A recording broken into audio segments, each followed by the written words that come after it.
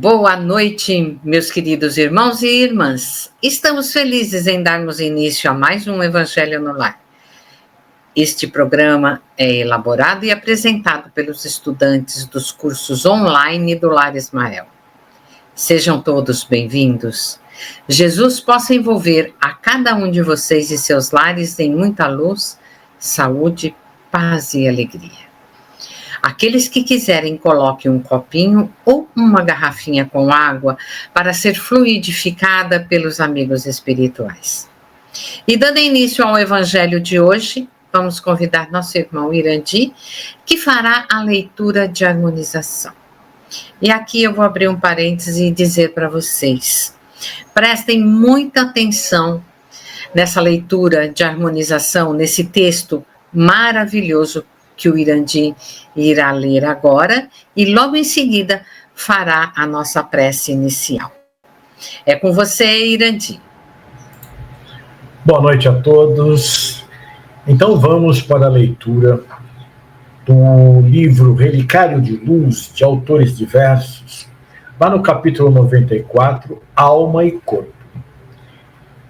Disse a alma, chorando ao corpo aflito: por que me prendes, triste barro escuro? Se busco o espaço imenso, se procuro o império resplandente do infinito. Por que me deste a dor por São Benito, no caminho terrestre áspero e duro? Por que me algemas a sinistro muro, o coração cansado, ermo proscrito? Mas o corpo exclamou: cala-te e ama. Eu sou na terra a cruz de cinza e lama, que te serve de ninho, templo e grade. Mas dos meus braços partirás um dia para a glória celeste da alegria, nos castelos de luz da eternidade. Antero de Quental. Querido Mestre Jesus, depois dessa preparação, nós rogamos as tuas bênçãos para o trabalho que ora se inicia. Rogando, Senhor Jesus, que o Senhor possa envolver com muito carinho cada lar sintonizado neste Evangelho, cada um desses nossos irmãos com muita luz, paz, alegria, força, ânimo para continuar na sua trajetória iluminativa. Querido Jesus, o Senhor possa estar conosco durante todo esse Evangelho em todos os lares. Muito obrigado, Senhor, pela oportunidade e que nós possamos trabalhar com serenidade e equilíbrio e muito amor, levando toda a paz possível a todos os lares. Fica conosco, Jesus, agora e sempre. Que assim seja. Obrigada, Irandi.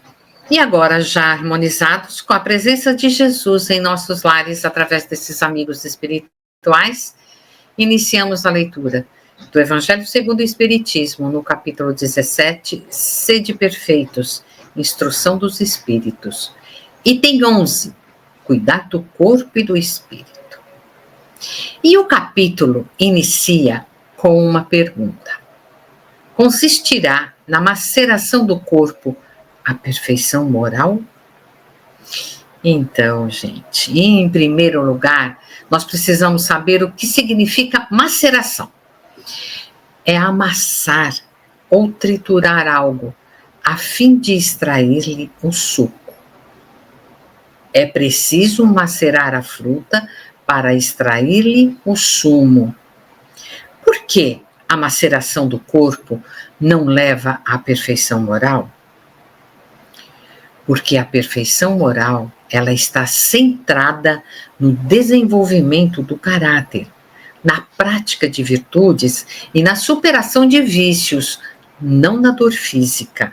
É um objetivo a ser alcançado através do aprimoramento contínuo do espírito, buscando a prática do bem e a superação das imperfeições.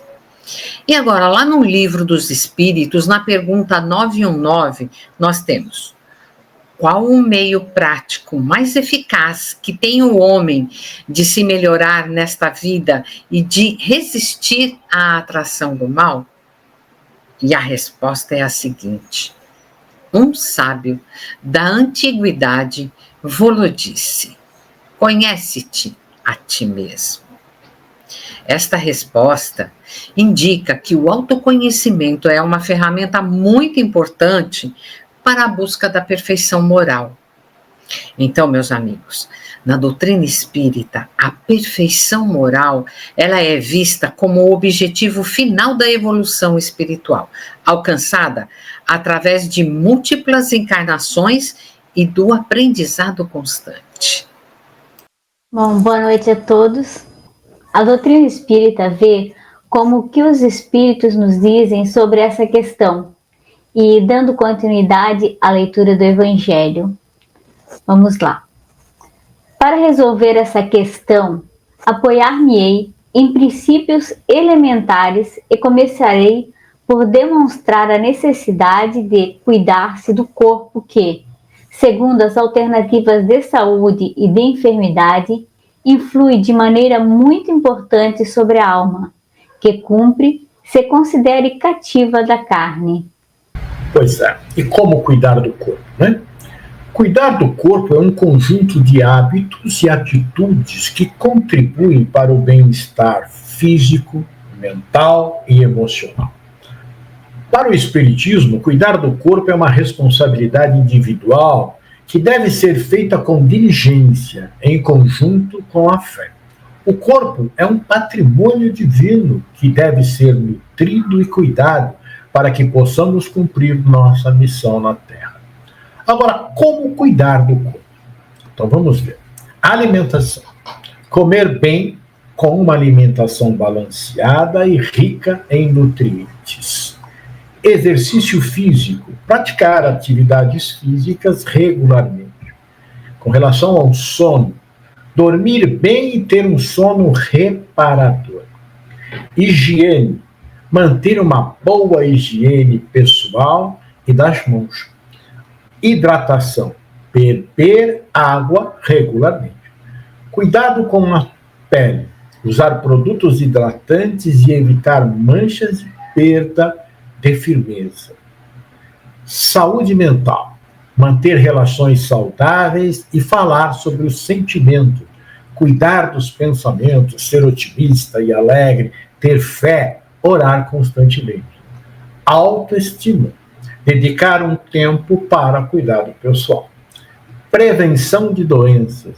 Evitar o consumo de substâncias como álcool, tabaco e qualquer outro tipo de droga. Acompanhamento médico. Consultar o médico quando necessário. Cuidar do corpo é um ato de amor próprio e é uma necessidade para preservar a saúde. É um investimento em longevidade, energia e qualidade de vida. A Organização Mundial de Saúde define saúde como um estado completo de bem-estar físico, mental, social e espiritual. Pois é, minha gente, olha, como é importante esse cuidado do corpo, para que o espírito possa estar em condições de realizar as tarefas que precisa.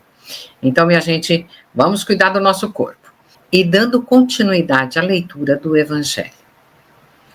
Para que essa prisioneira viva se expanda e chegue mesmo a conceber as ilusões da liberdade, tem o corpo de estar são, disposto e forte. Bom, Silvia, primeiramente, consideramos nossa alma como prisioneira viva. Nosso espírito tem sim autonomia para agir. Está aí o livre-arbítrio. Mas, partindo do princípio que o nosso corpo é a casinha da nossa alma, presente de Deus que nos concede uma morada conforme a necessidade de nosso aprimoramento, estamos condicionados ao que nosso corpo pode nos oferecer. Existem muitas ocasiões em que somos limitados fisicamente. Isso pode ser uma condição que nasce conosco ou uma doença adquirida. O que nós precisamos entender é que sempre devemos trabalhar a nosso favor. Temos o dever de cuidar bem do nosso corpo, como já nos falou o Irandi, para que o nosso propósito seja atingido. Aí entra o equilíbrio entre o corpo e a mente. Se conseguimos ser ativos e trabalhar em favor do nosso bem-estar e dos que necessitam do nosso apoio, é maravilhoso. Mas acontece que muitas vezes o nosso corpo ele não tem condições perfeitas. Nesse caso, é preciso ressignificar, calcular rotas, encontrar meios de desempenharmos nosso papel. Eu gosto muito de uma história que fala de um certo jardineiro que precisava podar as árvores para que elas ganhassem força, para florescerem e frutificarem. É uma ressignificação natural delas. Penso que nós somos as árvores, Deus é o jardineiro. Quando adoecemos, quando temos alguma deficiência, é Deus fazendo nossa poda. Mas Deus, que é justo e misericordioso, está apenas nos dando uma chance para que, com o sacrifício, nossos frutos sejam ainda mais saborosos. Eu, no auge da minha simples vida, havia decidido exercer uma profissão de minha formação. O objetivo era trabalhar menos e ter quase a mesma remuneração. E hoje eu vejo que não era por amor, não era pelo próximo. Eu iria trabalhar com criança, educação infantil. E trabalhar com criança sem amor é algo inapropriado. Na verdade, qualquer coisa que se faça sem amor é inapropriado. Então, aconteceu que eu adoeci, me afastei do trabalho, passei por um tratamento pesado e passei a olhar as pessoas de um jeito muito mais humanizado. Nesse tempo de dúvidas e incertezas, eu encontrei pessoas que me lembraram o quanto estar disponível ao próximo sem esperar nada em troca, simplesmente pelo bem do outro, é prazeroso. Porque Jesus fez assim. A minha vida, ela mudou muito.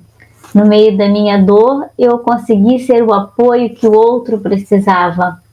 Muitas vezes eu não podia estar fisicamente bem, pelo estado fragilizado do meu corpo. Mas eu nunca deixava de atender uma ligação, muitas vezes ligar, sempre responder mensagens. E quando eu sabia que alguém precisava, eu sempre mandava uma mensagem de consolo, de apoio. Eu sempre tinha alguma coisa para falar, porque Deus teve compaixão de mim.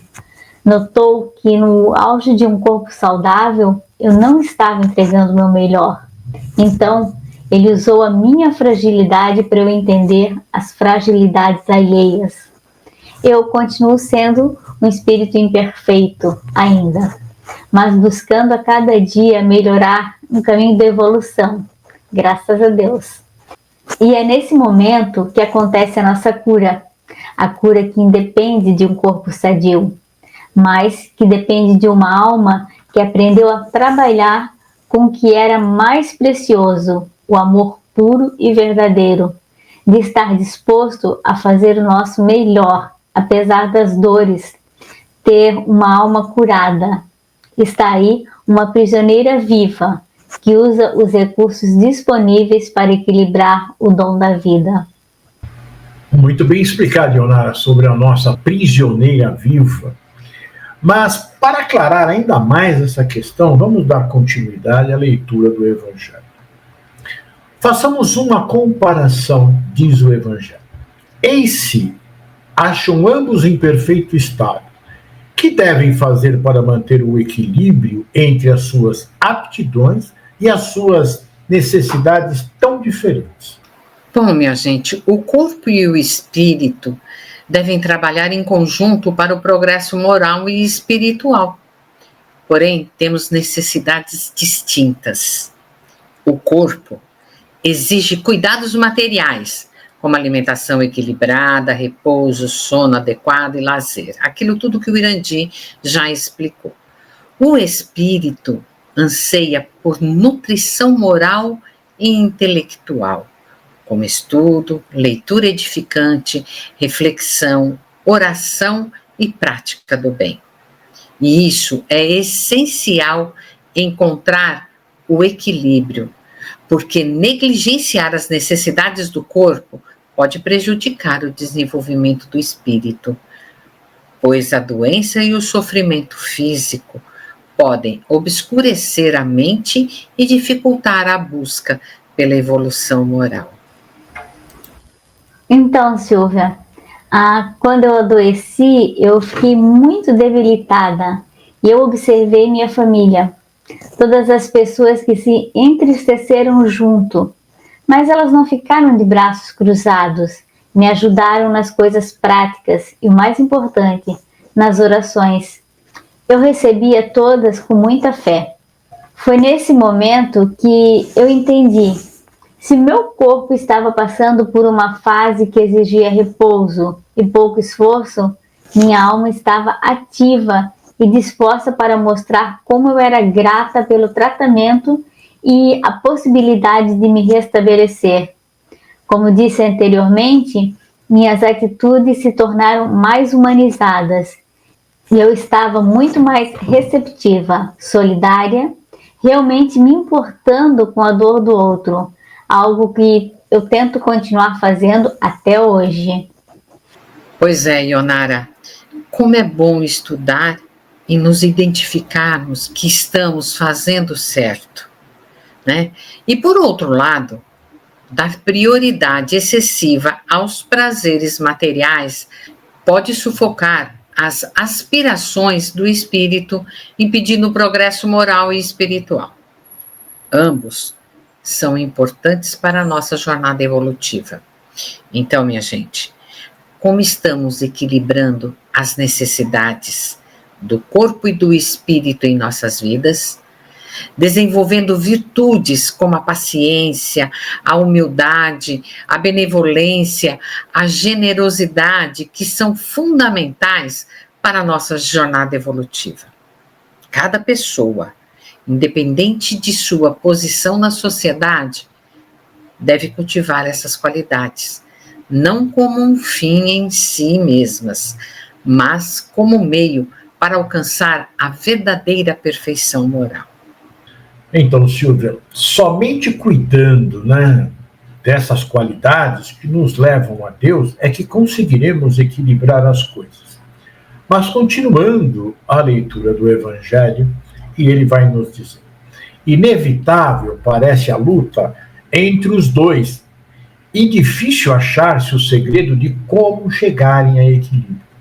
Dois sistemas se defrontam: o dos ascetas, que tem por base o aniquilamento do corpo, e dos materialistas, que se baseiam no rebaixamento da alma. Então, minha gente, eu vou falar sobre ascetas. São indivíduos que praticam o ascetismo, um estilo de vida caracterizado pela renúncia aos prazeres mundanos e pela busca do desenvolvimento espiritual. Essa prática presente em diversas religiões e filosofias, ela visa alcançar a purificação da alma, a iluminação ou a união com o divino. A renúncia aos prazeres. Ascetas frequentemente abdicam de confortos materiais, luxos, prazeres sensoriais e até mesmo necessidades básicas como alimentação farta ou sono excessivo. A disciplina é rigorosa.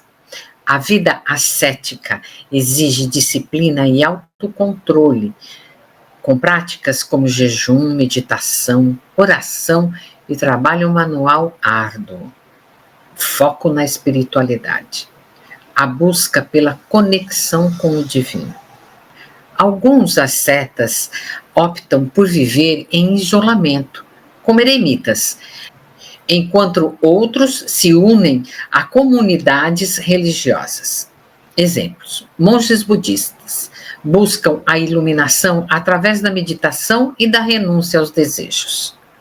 Eremitas cristãos vivem em isolamento, dedicando-se à oração e à contemplação. Sadhus hindus renunciam aos bens materiais e buscam a união com Brahman.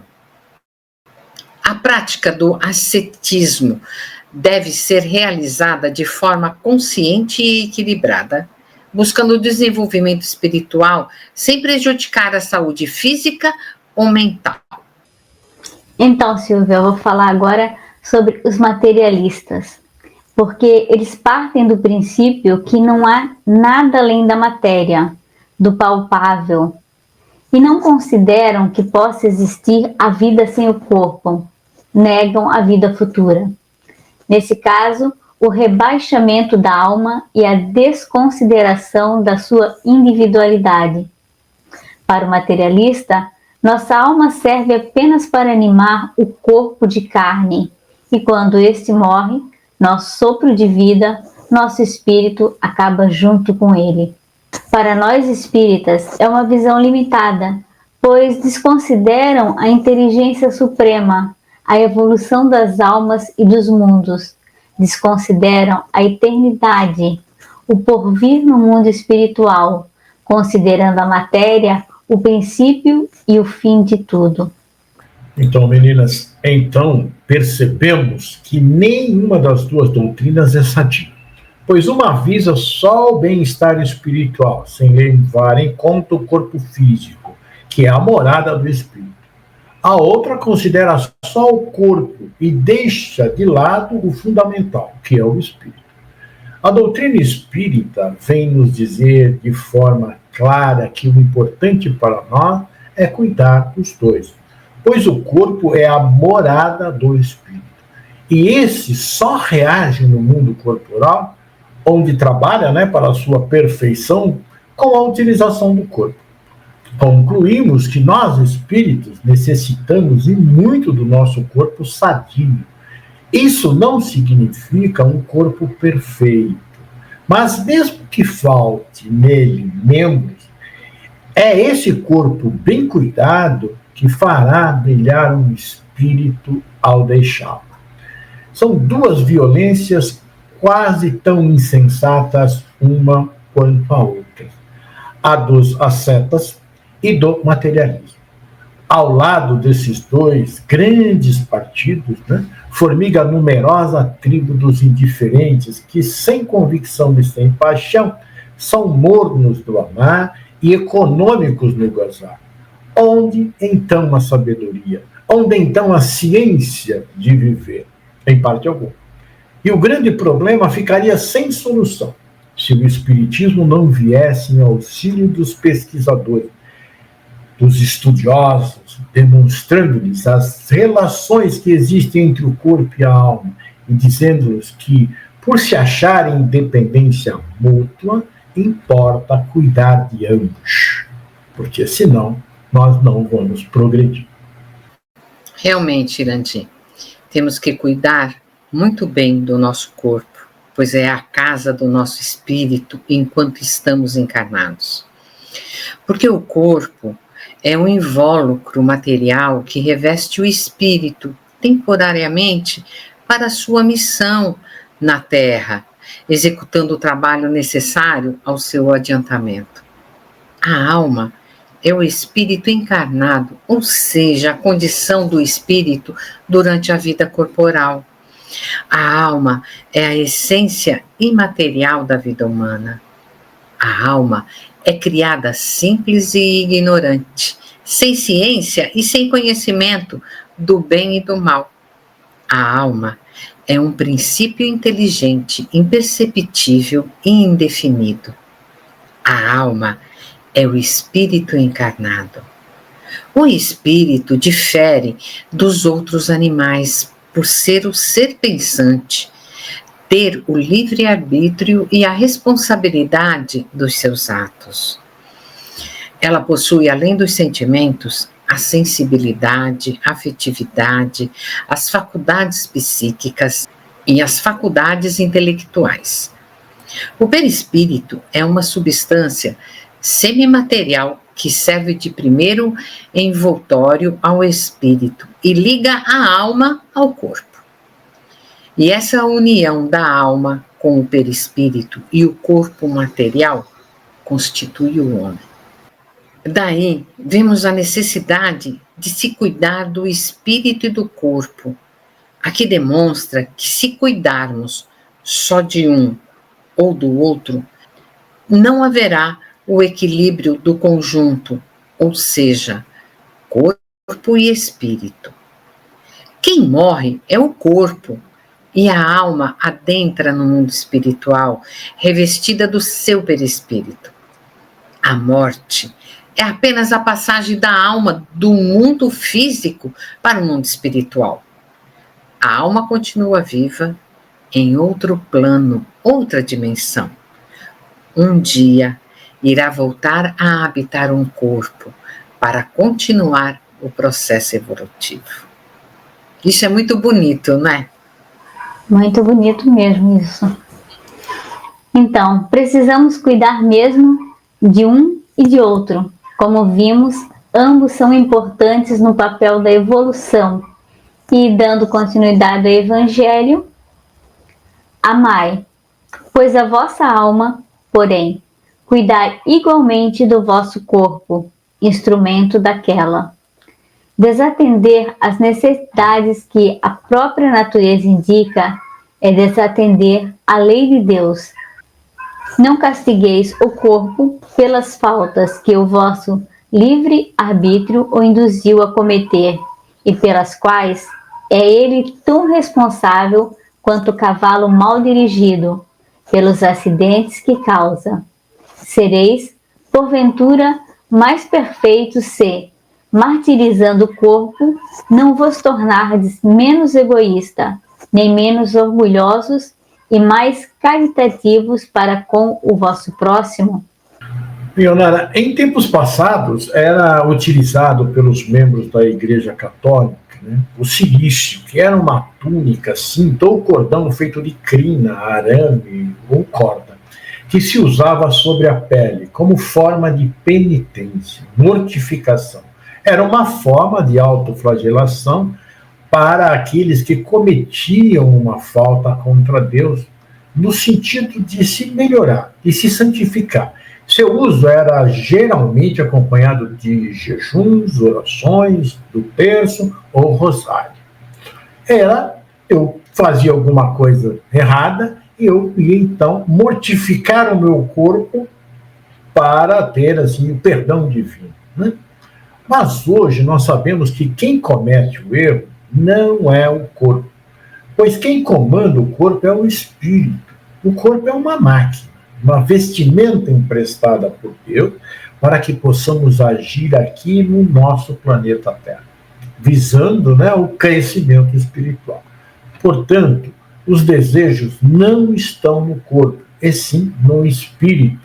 É ele que induz o corpo à ação. Então, não vamos castigar o nosso corpo pelo que nós fazemos, porque não é ele quem faz. Ele recebe o comando, vai lá e faz. Não é? Não adianta maltratar o corpo pela ação consciente do espírito. Quem não sabe domar suas más tendências, não pode culpar o corpo. Né? Nós vamos dar continuidade à leitura do Evangelho. Não, a perfeição não está nisso, nas mortificações. Está toda nas reformas, porque fizerdes passar o vosso espírito. Dobrai-o, submetei-o e humilhai-o, mortificai. Esse é o meio de o tornardes dócil à vontade de Deus e o único de alcançar a perfeição. Esse texto do Evangelho foi trazido por Jorge, é um espírito protetor em Paris em 1863. Então, aqui, o espírito protetor nos chama para uma reflexão, um processo de refinamento interior, de transformação voluntária do ser, visando a harmonização com as leis divinas. Dobrar o espírito implica em exercer controle sobre as paixões e os impulsos negativos que nos afastam do bem. É o esforço constante para dominar o orgulho, o egoísmo, a ira, a inveja e outros vícios que obscurecem a alma. É um convite à reflexão profunda sobre nossos próprios defeitos, para que possamos trabalhar em nós mesmos e nos tornarmos pessoas melhores. Não é um convite para a autopunição, mas sim para o autoaperfeiçoamento. Então, meus irmãos, chegamos ao final do nosso Evangelho, que foi muito esclarecedor. Eu vou pedir agora à nossa irmã Ionara que faça a prece final e a fluidificação das nossas águas. Por favor, Ionara. Pois não. Então, vamos mais uma vez agradecer o Mestre Jesus e toda a espiritualidade presente aqui conosco, por mais esse Evangelho realizado. Pedimos que bênçãos recaiam sobre todos nós e que nossas águas sejam fluidificadas, trazendo as curas necessárias aos nossos corpos e mentes. Fica conosco, Jesus, hoje e sempre. Graças a Deus. Graças a Deus. Obrigada, Ionara. Obrigada, Irandi. Agradecemos a todos os participantes do Evangelho e a todos vocês que estiveram nos acompanhando em seus lares. Lembrando que esse programa ficará gravado no canal do Lar Ismael no YouTube. Você pode assistir quando quiser e enviar para sua família e amigos. Afinal, divulgar a doutrina de Jesus é um ato de amor. Jesus os abençoe. Até a próxima segunda-feira, às 18 horas.